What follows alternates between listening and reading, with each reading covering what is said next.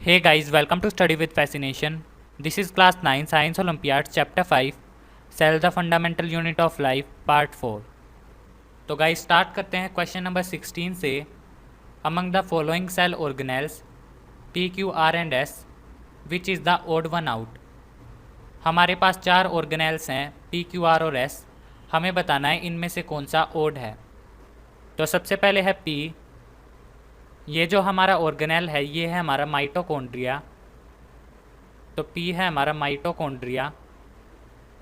इसके बाद जो Q है ये है हमारा वैक्यूल. जो हमारा R है ये है हमारा क्लोरोप्लास्ट. और जो हमारा S है ये है हमारा राइबोसोम. तो P है हमारा माइटोकॉन्ड्रिया, Q है वैक्यूल, R है क्लोरोप्लास्ट और S है हमारा राइबोसोम. अब हम रीड करते हैं स्टेटमेंट्स. स्टेटमेंट नंबर ए, जो हमारा ओड है वो है हमारा S because the others are membrane bound cell organelles. इस स्टेटमेंट में लिखा गया है कि जो राइबोसोम है वो हमारा ओड है क्योंकि बाकी सभी के अंदर मेम्ब्रेन बाउंड सेल ऑर्गेनेल्स हैं, लेकिन जो राइबोसोम है इसके पास कोई मेम्ब्रेन नहीं है. ये स्टेटमेंट है हमारी करेक्ट. जो हमारा राइबोसोम है इसके पास कोई मेम्ब्रेन नहीं होती और जो हमारे P, Q और R हैं ये सभी हमारे मेम्ब्रेन बाउंड सेल ऑर्गेनेल्स हैं. तो ये स्टेटमेंट है करेक्ट. इसके बाद स्टेटमेंट बी, P यानी कि mitochondria because the others are involve in cell secretion. इसमें लिखा गया है कि जो माइटोकॉन्ड्रिया है वो हमारा ओड है क्योंकि बाकी सारे हमारे सेल सेक्रेशन में इन्वॉल्व हैं. ये स्टेटमेंट है हमारी इनकरेक्ट. इसके बाद स्टेटमेंट सी, आर यानी कि chloroplast because the others are involve in protein storage. ये भी स्टेटमेंट हमारी इनकरेक्ट है. प्रोटीन स्टोरेज का काम सिर्फ वैक्यूल का है, लेकिन इस स्टेटमेंट में लिखा गया है आर के अलावा बाकी सारे प्रोटीन स्टोर करते हैं. ये स्टेटमेंट है इनकरेक्ट. इसके बाद स्टेटमेंट नंबर डी, क्यू यानी कि vacuole because the others are involve in energy production. ये स्टेटमेंट है हमारी इनकरेक्ट. इसमें लिखा है कि जो Q है यानी कि वैक्यूल वो हमारा ओड है क्योंकि बाकी सारे एनर्जी प्रोड्यूस करते हैं. ये स्टेटमेंट है हमारी इनकरेक्ट. हमसे पूछा था करेक्ट स्टेटमेंट, तो जो हमारा आंसर है वो है option number A. Next question है question number 7. 4 strips are cut from a fresh potato. The length of each strip is measured. One strip is placed in water and others in different concentration of sugar solution. After an hour, the strips were measured again. The results are shown in the table. Which of the liquids P, Q, R and S is water? हमने ली 4 strips fresh potato की और उनको हमने measure किया. उनमें से एक strip को हमने डाला वाटर में और बाकी 3 स्ट्रिप्स को हमने डाला different concentration of sugar solution में.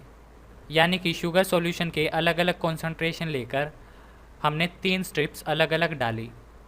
उसके बाद हमने उनको दोबारा मेज़र किया और जो हमारा रिज़ल्ट है वो हमें दिया गया है इस टेबल में.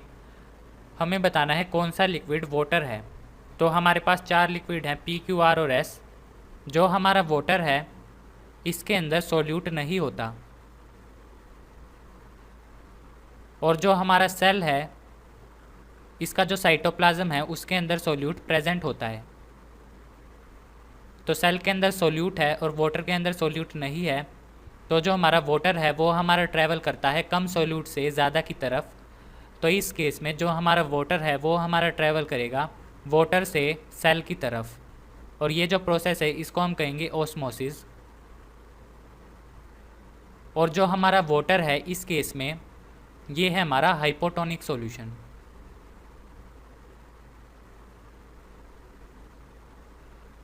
हाइपोटोनिक सॉल्यूशन वो सॉल्यूशन होता है जिसके अंदर सोल्यूट हमारा कम होता है सेल से. तो वाटर के अंदर बिल्कुल भी सोल्यूट नहीं है, इसलिए ये है हमारा हाइपोटोनिक सॉल्यूशन.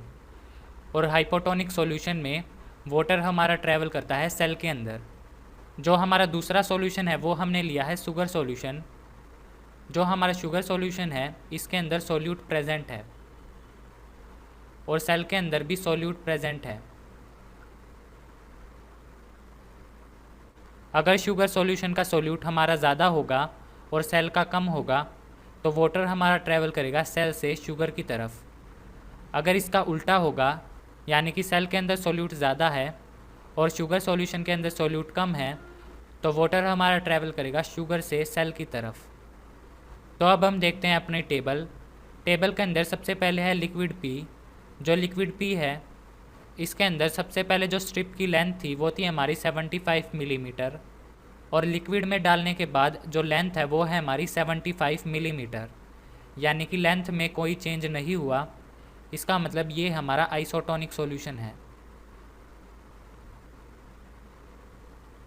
इसके बाद है लिक्विड क्यू। जो हमारा लिक्विड क्यू है इसके अंदर ओरिजिनल लेंथ है हमारी 78, और जो फाइनल लेंथ है यानी कि जब हमने स्ट्रिप को लिक्विड में डाला वो लेंथ है हमारी 80। इसका ये मतलब है कि वाटर ने ट्रैवल किया सेल के अंदर और उसकी लेंथ इंक्रीज़ हो गई। तो जो हमारा लिक्विड क्यू है ये है हमारा हाइपोटोनिक सॉल्यूशन, क्योंकि वाटर ने सेल के अंदर ट्रैवल किया है। इसके बाद है लिक्विड आर। जो लिक्विड आर है इसके अंदर स्ट्रिप की ओरिजिनल लेंथ है 82 और फाइनल लेंथ है 80, यानी कि लेंथ हमारी डिक्रीज़ हुई है। इसका यह मतलब है कि सेल के अंदर से वाटर हमारा रिमूव हुआ है, यानी कि सॉल्यूशन हमारा हाइपरटोनिक है। इसके बाद है एस के अंदर स्ट्रिप की ओरिजिनल लेंथ है 86, फाइनल लेंथ है 85, यानी कि वाटर हमारा रिमूव हुआ है, तो ये सॉल्यूशन भी है हमारा हाइपरटोनिक। हमसे पूछा था कौन सा लिक्विड हमारा वाटर है, तो वाटर है हमारा हाइपोटोनिक सॉल्यूशन, जो कि है ऑप्शन नंबर क्यू में। तो जो हमारा करेक्ट ऑप्शन है वो है ऑप्शन नंबर बी, क्यू। तो गाइज नेक्स्ट क्वेश्चन है question number 18। A unicellular protist X which has contractile vacuole to remove excess intercellular water was placed in a salt solution of increasing osmolarity. The given graph shows the rate of contraction of vacuole to pump out excess water against the osmolarity of the solution. हमने लिया है एक cell जिसका नाम है X। उस cell के अंदर कॉन्ट्रैक्टाइल वैक्यूल है। कॉन्ट्रैक्टाइल वैक्यूल का मतलब वो वैक्यूल जो कॉन्ट्रैक्ट होके जो सेल के अंदर एक्सेस वाटर है उसको रिमूव करता है। तो कॉन्ट्रैक्टाइल वैक्यूल का काम होता है एक्सेस वाटर को रिमूव करना। इस सेल को हमने रखा सॉल्ट सॉल्यूशन में, जिसकी जो ओस्मोलैरिटी है वो हमारी इंक्रीज़ होती है। ओस्मोलैरिटी का मतलब 1 लीटर के अंदर कितना सोल्यूट है उसका कॉन्सेंट्रेशन। तो अगर हमारी ओस्मोलैरिटी इंक्रीज़ हो रही है इसका ये मतलब है कि उसके अंदर सोल्यूट हमारा इंक्रीज़ हो रहा है। हमारे पास है एक ग्राफ जो दिखाता है कॉन्ट्रैक्शन को वैक्यूल की और ओस्मोलैरिटी को सॉल्यूशन की। तो सबसे पहले स्टडी करते हैं ग्राफ को। जो हमारा ग्राफ है इसके अंदर ओस्मोलैरिटी हमारी इंक्रीज़ हो रही है,